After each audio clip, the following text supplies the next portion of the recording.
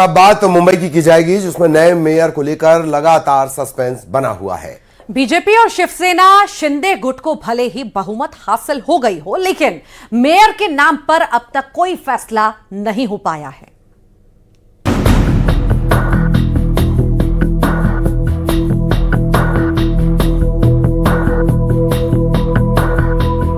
देश की सबसे बड़ी नगरपालिका बीएमसी का मेयर कौन होगा, इसको लेकर सस्पेंस बना हुआ है। बीएमसी में बीजेपी और एकनाथ शिंदे गुट वाली शिवसेना की गठबंधन महायुति को स्पष्ट बहुमत मिल चुकी है, लेकिन अब भी मुंबई के मेयर को लेकर कोई फैसला नहीं हो पाया है। इस वक्त मुंबई में मेयर को लेकर सियासी हलचल इस वक्त काफी तेज है। महाराष्ट्र के उप मुख्यमंत्री और शिवसेना प्रमुख एकनाथ शिंदे ने अपने 29 पार्षदों को मुंबई के एक लग्जरी होटल में ठहराया है। शिवसेना का कहना है कि इन पार्षदों के लिए 3 दिन का वर्कशॉप आयोजित किया गया है, जिसमें एकनाथ शिंदे उन्हें बीएमसी के कामकाज की जानकारी देंगे। हालांकि सूत्रों की माने तो ये नए कॉर्पोरेटर्स को होटल में बुलाने का मकसद खरीद फरोख्त या दबाव के जरिए पार्षदों को टूटने से रोकना है। शिंदे गुट ये तय करना चाह रहा है कि नए चुने गए पार्षद उनके पक्ष में रहे। उधर शिवसेना यूबीटी के नेता संजय राउत ने आरोप लगाया है कि जो भी कॉर्पोरेटर जीत कर आए हैं, उन्हें होटल में कैद करके रखा गया है। ये उनके अधिकारों पर हमला है, उन्हें तुरंत छोड़ना चाहिए। जो अगर से कॉर्पोरेटर चुन कर आए हैं अभी उनके अलायंस के, उनको कोई किडनैप करेगा, उनको तोड़ेगा फोड़ेगा, इसलिए एक ताज होटल में उनको बंदी बना कर रखा है। वो ताज होटल का एरोडा जेल या ऑर्थो जेल बना दिया है एकनाथ शिंदे ने। ये बहुत ही नाइंसाफी है। जो 29 या 25 लोग जो वहां बंद करके रखे हैं, उनको तुरंत वहां से छोड़ना चाहिए, मुक्त करना चाहिए। ये उनके अधिकारों पर हमला है। मुख्यमंत्री ने आदेश देना चाहिए पुलिस आयुक्त को कि वो जो कैद खाना बना है ताज होटल में, वो जाकर ताला तोड़ दो और जो डर के मारे जो 29 लोग वहां बंद करके रखे हैं, उनको छोड़ दो। 227 सीटों वाली बीएमसी में बीजेपी ने 89 सीटों पर जीत दर्ज की। शिंदे गुट की शिवसेना ने 29 सीटें हासिल की, जबकि उद्धव ठाकरे वाली शिवसेना यूबीटी 65 सीटों के साथ दूसरी बड़ी पार्टी है। इस तरह बीएमसी चुनाव में बीजेपी को सबसे ज्यादा सीटें मिली हैं, लेकिन सूत्रों के मुताबिक शिंदे गुट 2.5 साल के मेयर वाले फॉर्मूले पर अड़ा है, इसलिए पार्षदों को टूटने से बचाने के लिए होटल में ठहराया गया है।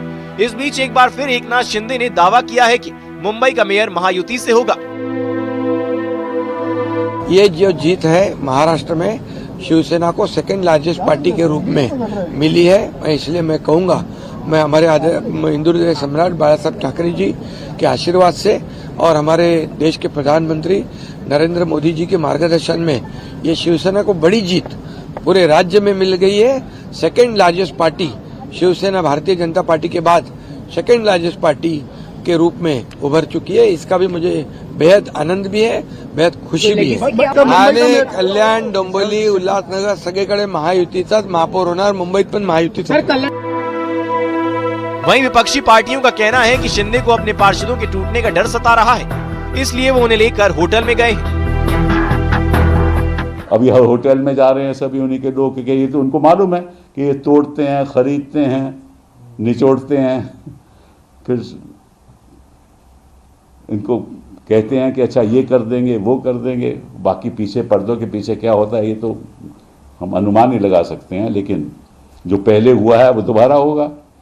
तो होटल में रखना पड़ रहा है शिंदे जी को अपने सारे जो काउंसलर जीते हैं, और मेयर बन नहीं सकता जब, क्योंकि 227 की जो कॉरपोरेशन है उसमें से 114 चाहिए और भाजपा के 89 हैं। बीएमसी मेयर चुनाव नतीजों के बाद महाराष्ट्र में नई सियासी पिक्चर की तैयारी हो रही है। सूत्रों के मुताबिक उद्धव गुट ने फैसला किया है कि बीएमसी में अगर बीजेपी का मेयर बनता है तो उनके पार्षद वोटिंग से दूर रहेंगे। इस रणनीति से साफ संकेत मिलते हैं कि उद्धव गुट बैकडोर से बीजेपी को समर्थन देने की राह पर है। राजनीतिक गलियारों में इसे महाविकास अघाड़ी की एकता पर बड़ा झटका माना जा रहा है। खास बात यह है कि कल संजय राउत ने भी देवेंद्र फडणवीस की तारीफ में ट्वीट किया था, जिससे नटकलों को और बल मिल रहा है। Bureau report, news 18। नितिन नवीन का बीजेपी का निर्विरोध नया राष्ट्रीय अध्यक्ष बनना तय हो चुका है। आज बीजेपी के राष्ट्रीय अध्यक्ष के लिए एक ही नामांकन आया है। हालांकि बीजेपी की ओर से नितिन नवीन के नाम का औपचारिक ऐलान कल होगा। नितिन नवीन के 37 सेट में नामांकन दाखिल किए, जिसमें पीएम मोदी और अमित शाह भी प्रस्तावक बने।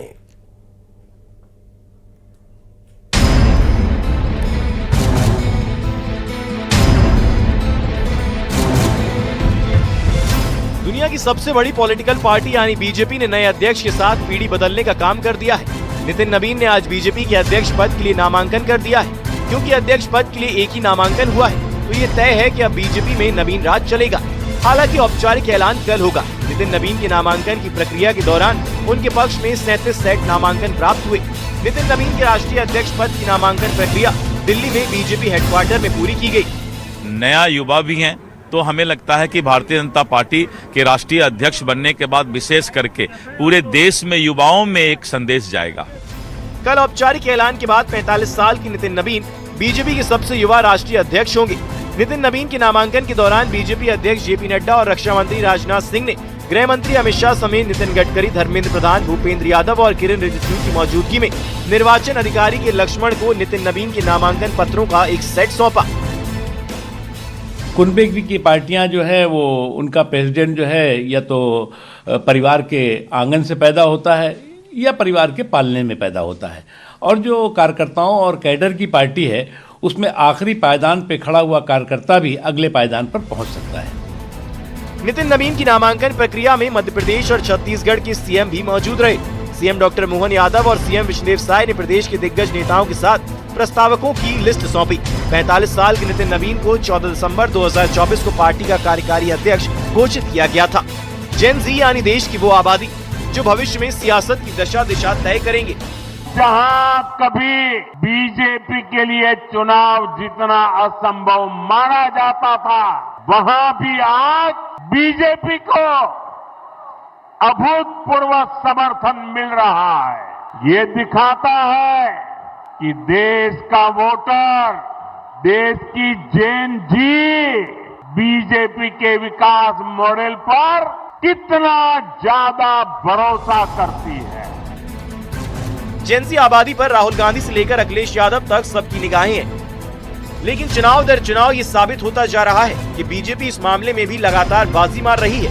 नितिन नवीन को कार्यकारी अध्यक्ष के तौर पर चुनकर बीजेपी ने सबको चौंका दिया था, लेकिन पॉलिटिकल पंडित कह रहे हैं कि बीजेपी ने बहुत सदी हुई सियासी रणनीति अपनाते हुए एक युवा को पार्टी की कमान सौंप दी है। युवाओं में तो बीजेपी का बेहतर कनेक्ट है ही। माना जा रहा है कि पार्टी के इस नए फैसले से ये कनेक्ट और मजबूत होगा। Bureau report, news 18।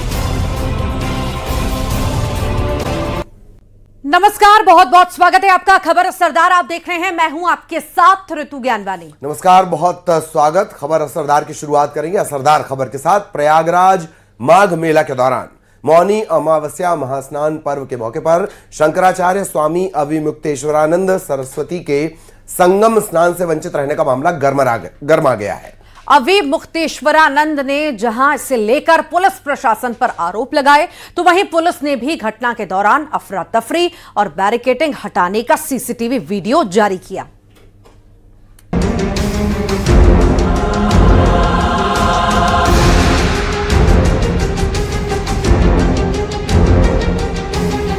Prayagraj Magh Mela के दौरान मौनी अमावस्या महास्नान पर्व के मौके पर शंकराचार्य स्वामी अविमुक्तेश्वरानंद सरस्वती संगम में स्नान नहीं कर पाए, जिसे लेकर उनका धरना जारी है। कल स्वामी अविमुक्तेश्वरानंद के काफिले को स्नान से रोका गया था। शंकराचार्य ने पुलिस प्रशासन पर उनकी पालकी को रोकने के आरोप लगाए। ये प्रशासन ने मना किया, हम लोग रुक गए। रुक करके बातचीत हुई। हमने कहा कि आप जो सहयोग चाहिए हम करने को तैयार हैं। आप कहिए तो हमारे जो 100-125 लोग हैं हम साथ में नहाते रहे हैं, हम उनको एक लाइन बना देते हैं। आपका एक आदमी आगे चले, उसके पीछे एक के पीछे एक हम जाने को तैयार हैं, कोई भगदड़ नहीं मचेगी, धीरे धीरे जाएंगे। वो कह रहे हैं कि नहीं, आप तो बस रुक जाइए। शंकराचार्य के आरोपों पर पुलिस प्रशासन ने जानकारी दी थी कि उन्होंने शंकराचार्य और उनके शिष्यों को रथ से उतरकर पैदल जाने का आग्रह किया था, लेकिन वो नहीं माने और बाद में उनके समर्थकों और पुलिस के बीच धक्का मुक्की हो गई। वीआईपी स्नान पर पूरी तरह से प्रतिबंध था बिकॉज ऑफ मौनी अमावस्या और बहुत ज़्यादा भीड़ होने की वजह से, लेकिन ये अपनी जिद पे अड़े रहे और अपनी पालकी और रथ के साथ ही 200 श्रद्धालुओं के साथ वहाँ पर जाने की कोशिश कर रहे थे। बाकी जो लोग आ रहे थे यहाँ पे, वो लोग सभी लोग अपना पैदल आ रहे हैं और अपना स्नान करके जा रहे हैं, लेकिन ये बहुत अव्यवस्था लगभग 3 घंटे इन्होंने रखी। प्रयागराज के माघ मेले में स्वामी अविमुक्तेश्वरानंद से जुड़ा नया सीसीटीवी फुटेज सामने आया है। पुलिस का दावा है कि स्वामी अविमुक्तेश्वरानंद के काफिले ने बैरिकेड को तोड़ा, इससे बच्चों और महिलाओं को दिक्कत हुई। वहीं स्वामी अविमुक्तेश्वरानंद ने फिर से पुलिस प्रशासन के रवैये पर सवाल खड़े किए हैं। पुलिस प्रशासन ने सभी संतों से अनुरोध किया है कि वो इस तरह की अव्यवस्था न बनाए। हम ये स्पष्ट करना चाहते हैं कि माघ मेले में जितने भी श्रद्धालु, कल्पवासी, संत और महात्मा आए हैं, उनके प्रति हमारी पूरी श्रद्धा और आस्था है और हम लोग जितने भी श्रद्धालु और संत हैं उनकी भावनाओं का सम्मान करते हैं, परंतु मेले में किसी प्रकार की अव्यवस्था उत्पन्न करने की किसी को छूट नहीं दी जाएगी। पूरी घटना को लेकर स्वामी अविमुक्तेश्वरानंद के जहां अपने तर्क हैं, वहीं पुलिस प्रशासन सीसीटीवी वीडियो जारी कर इस घटना की जानकारी दे रही है। Bureau report, news 18।